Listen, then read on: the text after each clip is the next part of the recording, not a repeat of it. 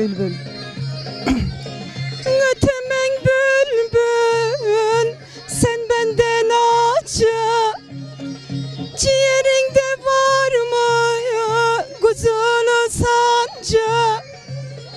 Yalan dünyanın iki kapılı hancı.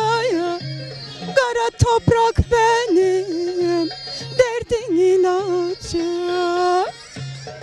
Çınarımda baktım, boynunu büktü. Daha baharda yaprağını döktü. Kuzum ciğerimi yerinden söktü. Ateş aldım dağlar üstüme çöktü.